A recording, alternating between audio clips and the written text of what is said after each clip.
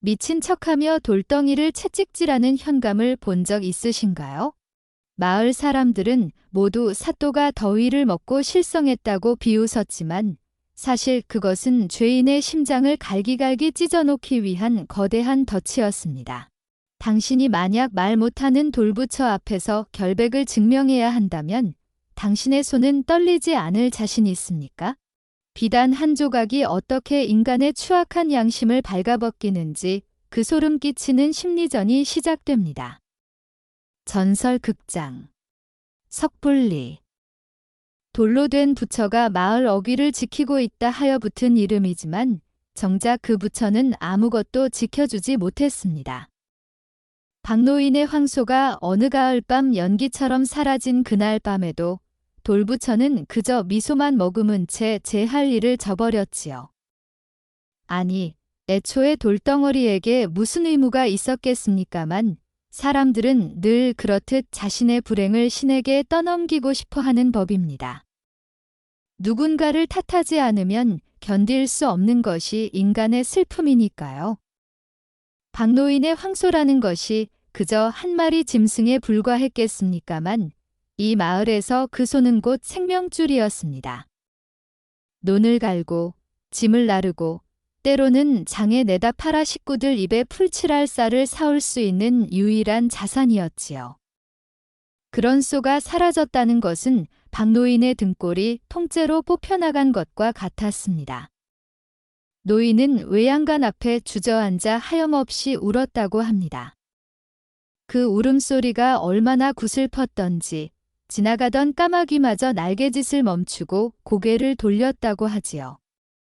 물론 까마귀의 동정이 소 한 마리를 돌려줄 리 만무했습니다. 세상에 공짜 동정만큼 쓸모없는 것도 없으니까요.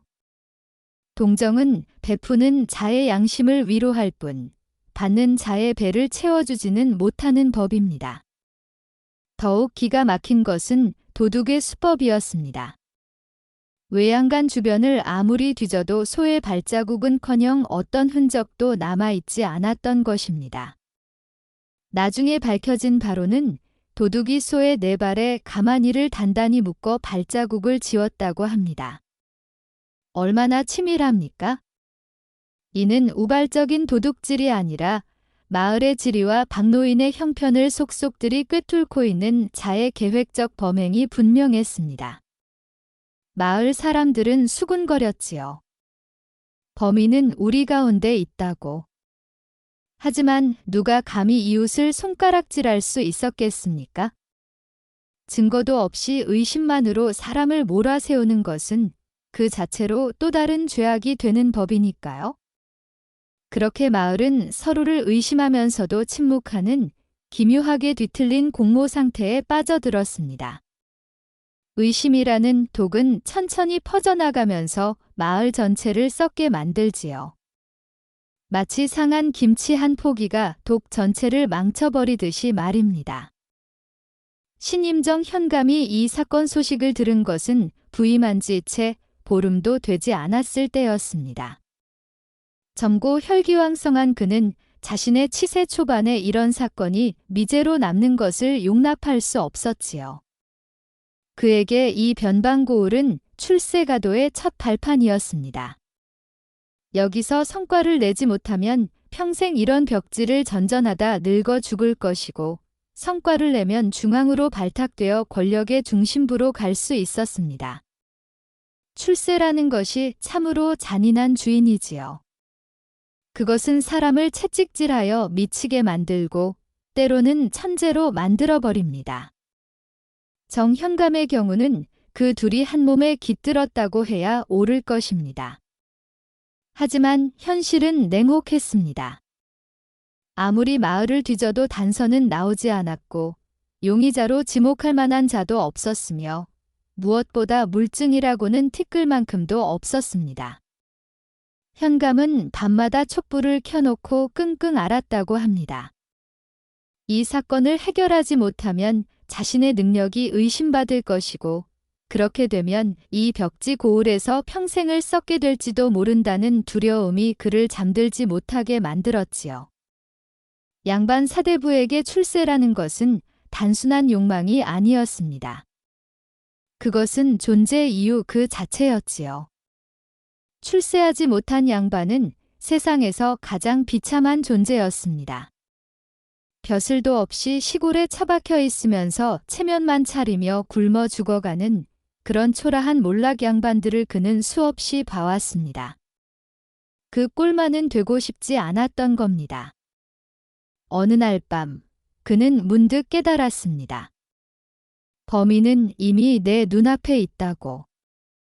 다만 내가 그를 가려낼 방법을 찾지 못했을 뿐이라고.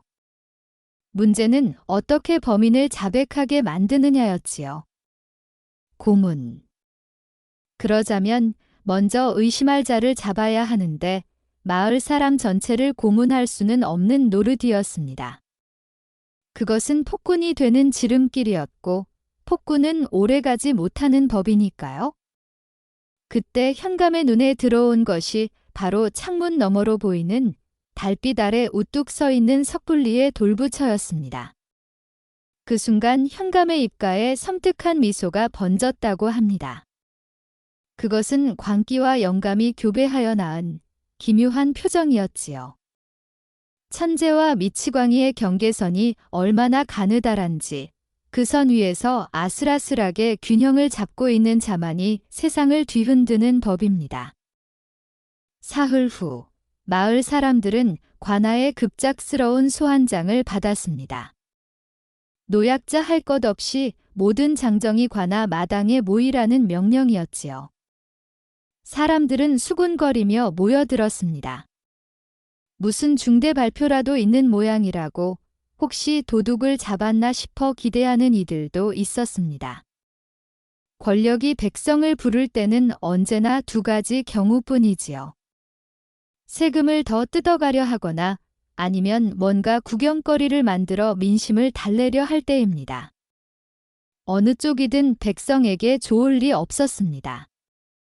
그런데 관아 마당에 모인 사람들이 목격한 광경이라는 것이 이루 말할 수 없이 기괴했습니다. 마을 어귀의 그 돌부처가 굵은 새끼줄에 묶여 소 끌듯 관아 마당 한가운데 끌려와 있지 않겠습니까? 사람들은 숨을 죽였습니다. 부처를 이렇게 취급하다니 이게 무슨 폐륜인가 싶었지요. 하지만 더 놀라운 것은 현감의 다음 행동이었습니다. 사람들은 서로의 얼굴을 바라보았습니다. 그 눈빛 속에는 두려움과 혼란, 그리고 말로 표현할 수 없는 기묘한 기대감이 뒤섞여 있었지요. 인간이란 참으로 간사한 존재입니다. 공포에 떨면서도 동시에 흥분하는 이 모순된 감정을 동시에 품을 수 있는 유일한 생명체니까요.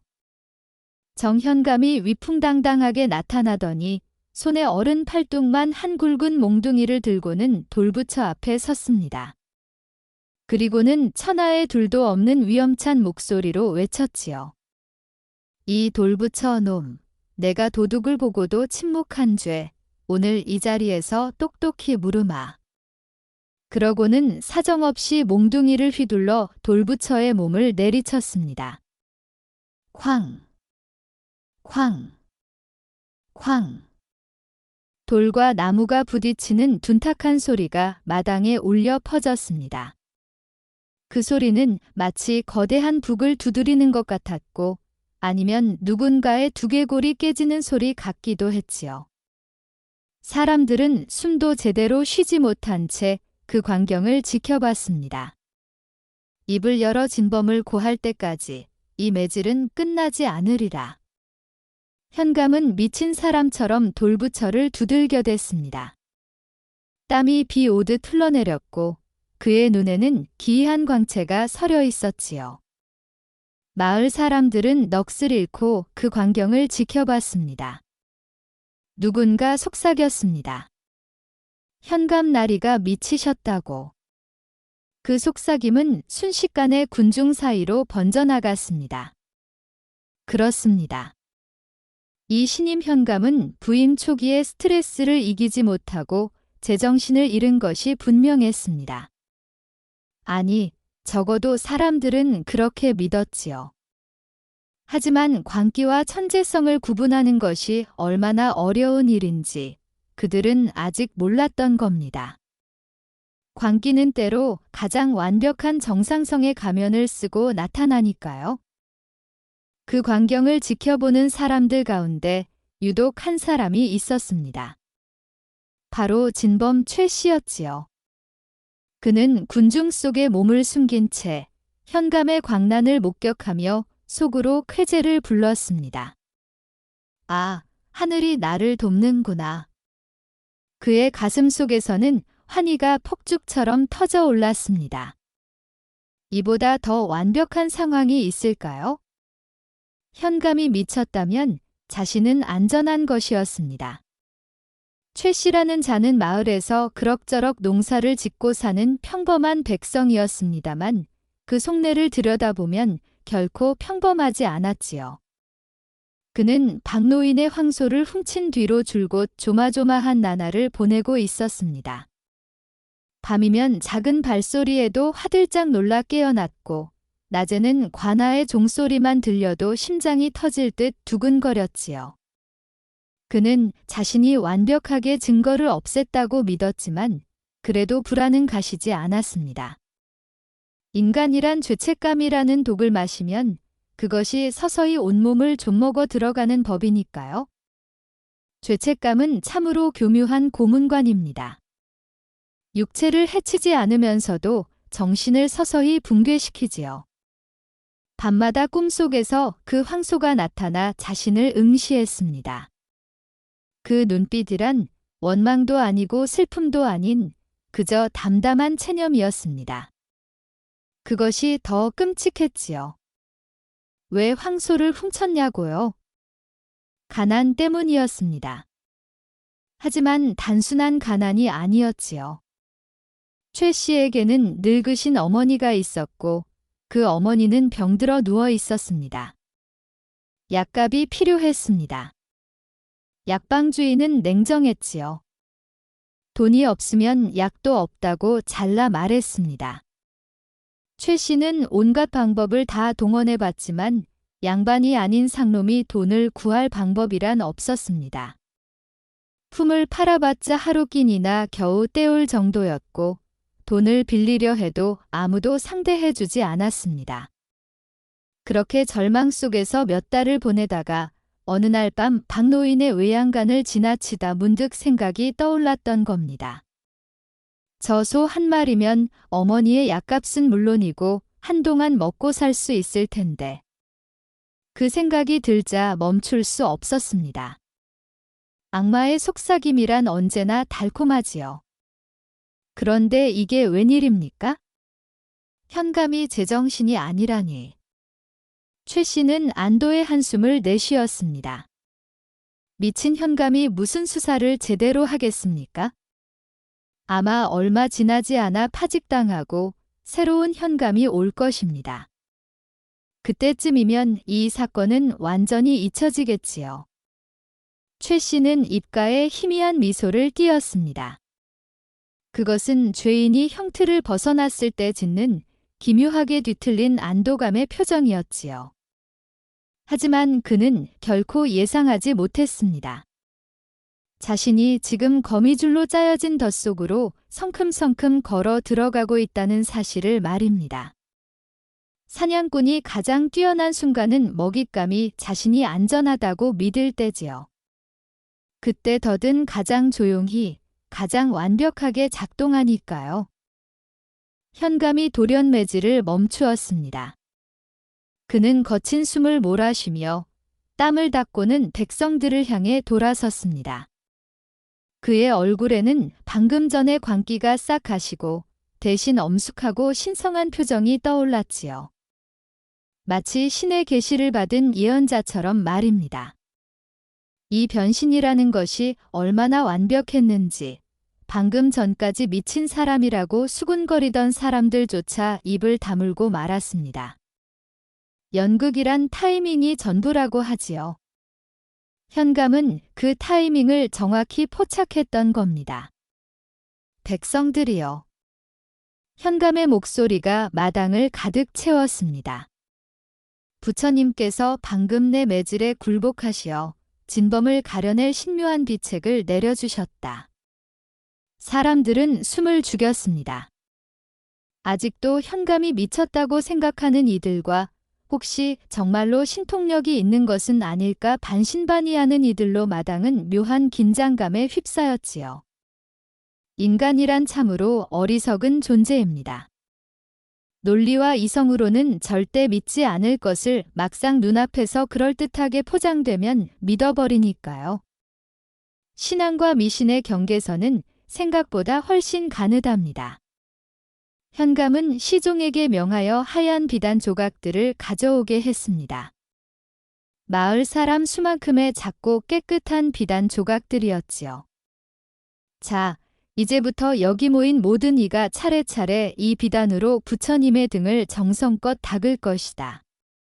만약 그대가 결백하다면 부처님께서 반드시 그대를 지켜주실 것이다.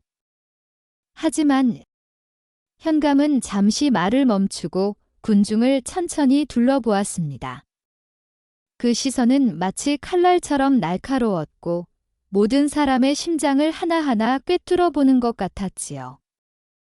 만약 죄를 지은 자가 감히 부처님의 몸에 손을 댄다면 부처님의 노여움이 서려 그 비단이 순식간에 시커멓게 타버릴 것이다. 마당이 술렁였습니다. 이게 무슨 황당한 소리냐는 표정들이 역력했지만 감히 현감의 명을 거역할 수 있는 자가 누가 있었겠습니까? 게다가 진짜로 부처의 노여움이라는 것이 있다면?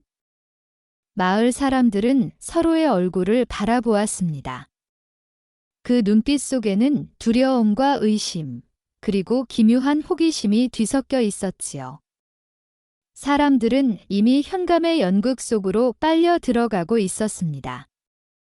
관객이 무대 위로 올라가는 순간 그는 더 이상 관객이 아니라 배우가 되는 법이니까요. 그리고 모든 배우는 대본에 따라 움직이게 마련입니다. 드디어 의식이 시작되었습니다. 마을 사람들은 하나씩 하나씩 돌붙여 앞으로 나아갔지요. 그들은 저마다 두려움에 떨며 흰 비단 조각을 받아들고 돌부처의 등을 박박 문질렀습니다.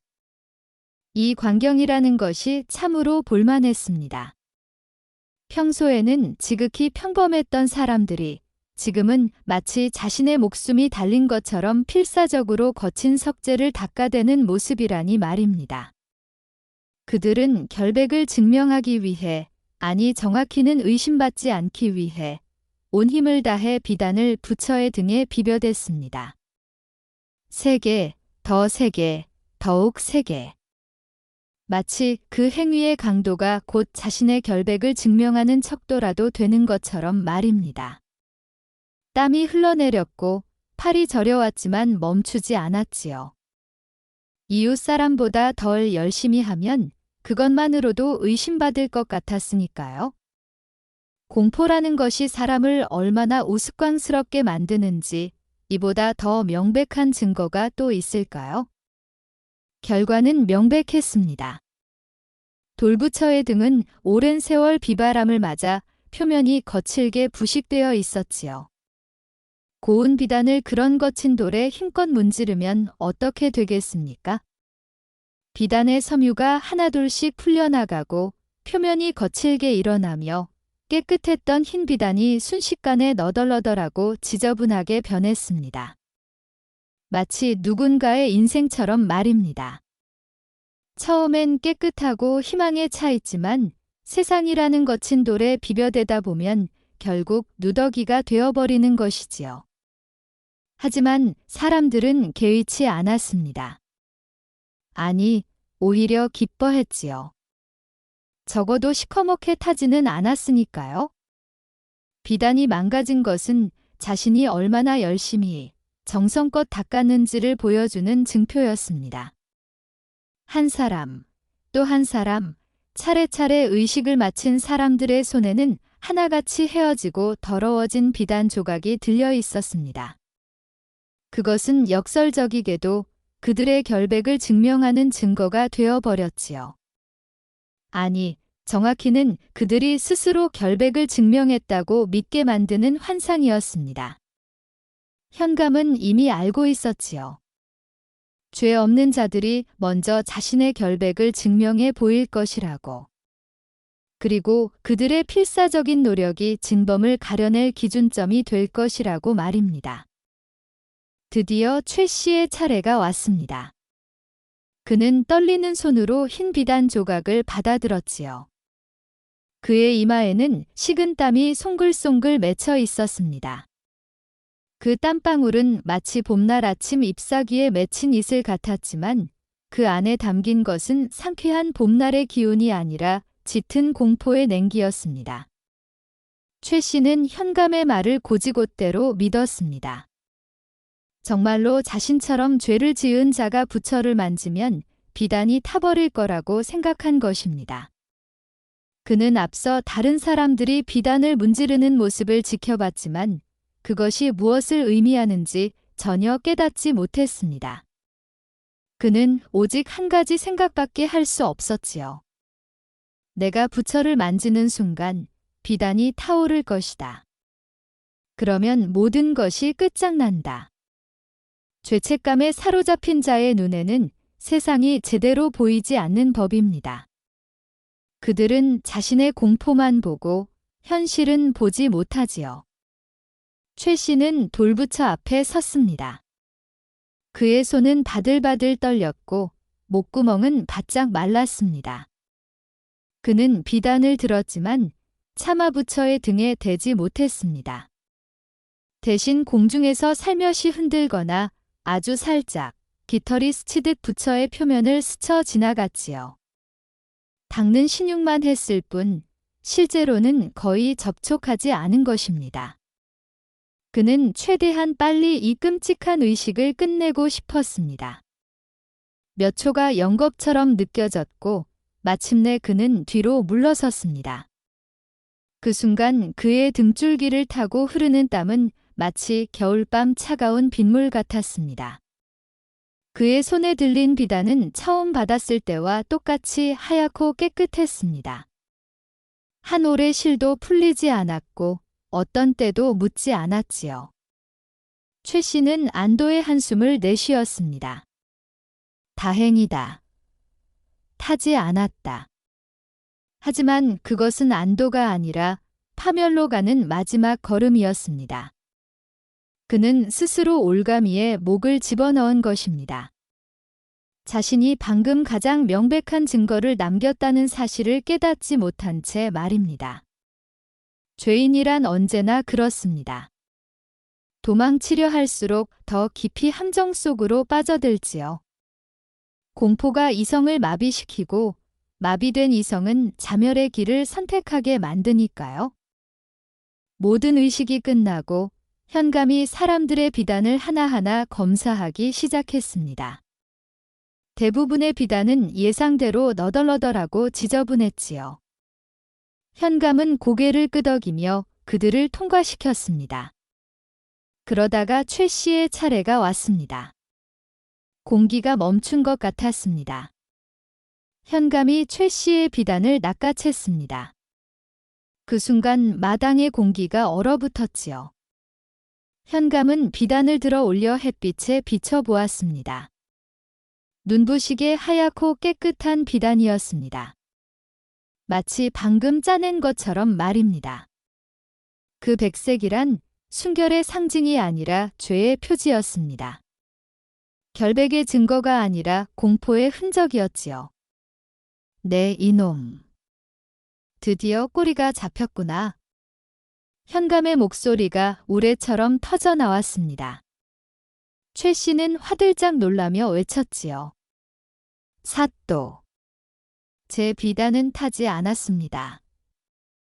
보십시오. 이렇게 깨끗하지 않습니까? 부처님께서 제 결백을 증명해 주신 것입니다. 그의 목소리는 절망과 희망이 뒤섞인 익사 직전에 사람이 지푸라기라도 잡으려는 듯한 필사적인 울부짖음이었습니다. 현감이 비웃었습니다. 그 웃음 속에는 승리의 쾌감과 차가운 조롱이 뒤섞여 있었지요. 그래, 바로 그것이 내 죄다, 이놈아. 정직한 백성들을 보거라. 그들은 결백을 증명하기 위해 온 힘을 다해 부처를 닦았다. 그래서 비단이 모두 해지고 망가진 것이다. 하지만 내 비단은 어찌 된 일이냐? 이토록 매끄럽고 깨끗하라니. 이는 내가 부처를 제대로 닦지 않았다는 증거가 아니고 무엇이냐? 현감의 논리는 완벽했습니다. 마치 정교한 덫처럼 최 씨를 옥죄었지요. 내가 부처를 제대로 닦지 못한 이유는 단 하나다. 죄를 지은 자라서 부처의 노여움이 두려워 감히 손을 대지 못한 것이지. 내 죄책감이 내 손을 떨게 만들었고 그 떨림이 바로 내 범행을 고발하는 증인이 된 것이다. 현감의 목소리는 마당 전체를 뒤흔들었습니다. 사람들은 숨을 죽인 채 이 광경을 지켜봤지요. 그제서야 그들은 깨달았습니다. 현감이 미친 것이 아니었다고. 아니, 어쩌면 미쳤지만 그 광기 속에 천재성이 숨어 있었다고 말입니다. 현감이 한 걸음 다가서며 으르렁거렸습니다. 자백하라. 내가 박노인의 황소를 훔쳤음을. 최 씨는 그 자리에 무너졌습니다. 그의 두 다리는 더 이상 몸을 지탱할 수 없었지요. 마치 실이 끊어진 꼭두각시처럼 주저앉았습니다. 그리고 울먹이며 모든 것을 자백했습니다. 손은 이웃 고을 상인에게 넘기려고 숲속 동굴에 숨겨두었다고 했습니다. 어머니의 약값을 마련하려 했다고, 다른 방법이 없었다고, 용서해달라고 울부짖었지요. 하지만 현감은 냉정했습니다. 동정은 없었습니다. 다만 법만이 있을 뿐이었지요. 최 씨는 곤장을 맞고 유배형에 처해졌습니다. 박노인은 소를 되찾았고 마을 사람들은 현감의 지혜에 감복했습니다. 섣불리에는 다시 평화가 찾아왔지요. 적어도 표면적으로는 말입니다. 하지만 이 이야기의 진짜 교훈은 따로 있었습니다. 돌부처는 끝내 한마디도 하지 않았지요. 침묵 속에서 매질을 당했고 침묵 속에서 진범을 가려냈습니다. 아니, 정확히는 인간의 공포가 진범을 가려낸 것입니다. 부처가 한 일이라곤 그저 거기 서 있는 것뿐이었지요. 거친 표면을 가진 채로 오랜 세월 풍화된 몸으로 그저 묵묵히 서 있었을 뿐입니다. 그런데 그것만으로도 충분했습니다. 사람들은 현간의 천재성을 칭송했지만 진짜 천재는 따로 있었습니다. 바로 인간의 심리였지요. 결백한 자는 결백을 증명하려 필사적이 되고 죄 지은 자는 들킬까 두려워 소극적이 된다는 이 단순하면서도 피할 수 없는 심리의 법칙. 현감은 그것을 간파했고 돌부처라는 무대 장치를 이용해 완벽한 연극을 연출했던 것입니다. 그날 밤 돌부처는 다시 마을 어귀로 돌아갔습니다. 사람들은 부처를 공손히 모셨지요. 그리고 부처는 다시 그 자리에서 미소 짓고 있습니다. 아무 말도 하지 않은 채 그저 미소만 짓고 있습니다. 그 미소는 자비로운 미소일까요? 아니면 조롱하는 미소일까요? 아무도 모릅니다. 다만 확실한 것은 돌부처가 침묵했기에 진실이 드러났다는 사실입니다. 때로는 말하지 않는 것이 가장 웅변적인 증언이 되는 법이니까요. 침묵이란 생각보다 훨씬 많은 것을 말해주는 법입니다. 오늘 이야기가 즐거우셨다면 잊지 말고 구독과 좋아요 부탁드립니다. 궁금하신 점이나 소감을 댓글로 남겨주시면 하나하나 소중히 읽겠습니다. 지금까지 전설극장이었습니다. 감사합니다.